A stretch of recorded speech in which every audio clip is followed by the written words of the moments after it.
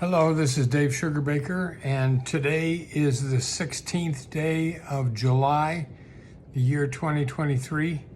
And my sermon today at the two churches I was at was about the price of love. I've got two very short quotes from the Psalms. First is from the 147th Psalm. He heals the brokenhearted and binds up their wounds. And secondly, from Psalm 34, the Lord is near to the brokenhearted and saves the crushed in spirit. Now, recently on Instagram, I ran across a post from a 30-ish woman who was observing two landmarks in her life.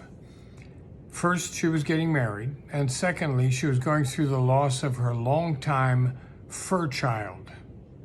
Her dog had been diagnosed with cancer and died soon after their wedding. He did rally somewhat for the wedding day, but then he went downhill thereafter. I commented back, and I never, ever comment, but I commented. I felt like I wanted to, and I told her to respect and acknowledge the grieving process and not to get impatient, and to give herself lots of time. Grief is the price of love, and we love our fur children immensely. I could feel my old role as the grief guy kicking in again. Maybe that urge to educate and support doesn't go away. I have a story to tell you from Japan, and this is about a professor, Eiiza Buro Ueno of Tokyo University, adopted a dog named Hachiko, who was an Akita, in the early 1920s. The two were inseparable, with Hachiko accompanying his master to the train station each day when the professor would head off to work at Tokyo Imperial University. Then the faithful dog would come back to the station each afternoon at 3 p.m. to greet the professor upon his return from work. Unfortunately, the professor died about 5 years later while at the university one day, and he never returned on the train for that final goodbye with his pet. However, Hachiko, the Akita, continued to visit the station daily until his own death nearly 10 years later. Every day he was there to meet the 3 o'clock train where his master would come home. And upon his death, Hachiko made headlines in Japan. He was cremated and he was buried next to his beloved master. The community placed a statue of Hachiko, the Akita, at the train station in memory of that loyal dog who never stopped loving.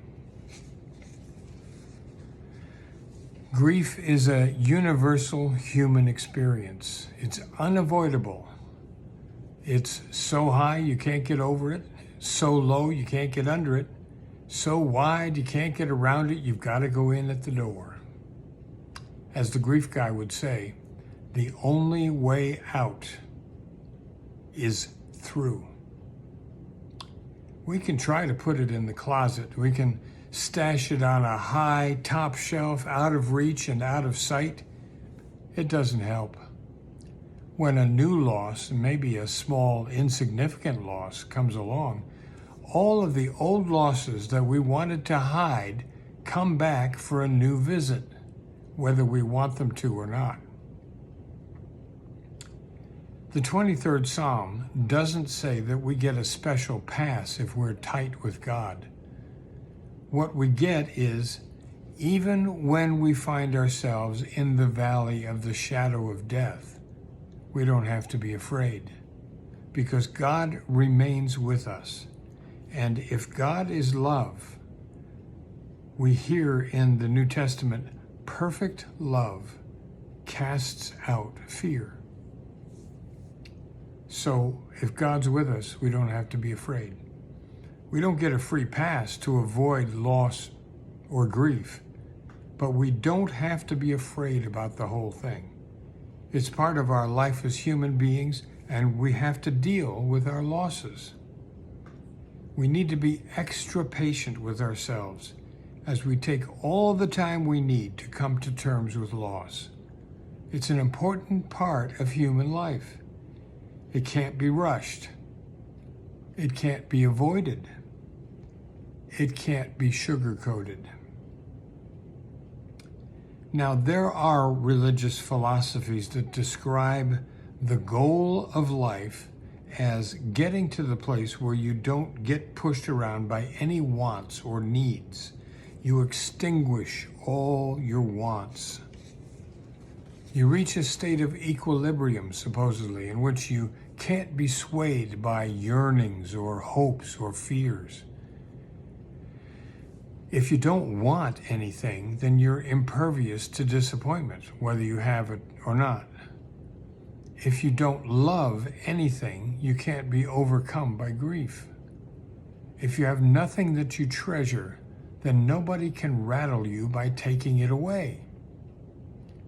And I think that that is really backwards. And I agree with Robert Frost, who says in his poem Birches, "Earth's the right place for love. I don't know where it's likely to go better." Now, I believe that the abundant life invites, and maybe it requires, us to love extravagantly, abundantly, in spite of the cost. Some wise person has said, grief is love with no place to go. Grief is love. I like that.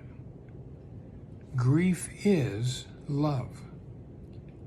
But there's a new wrinkle we have to consider, and that is, we know from Paul's writing to the Corinthians that love never ends. Okay? But Paul, in his description of God at God's essence, never says that love will always remain the same. Love never ends, but love will change whether we want it to or not.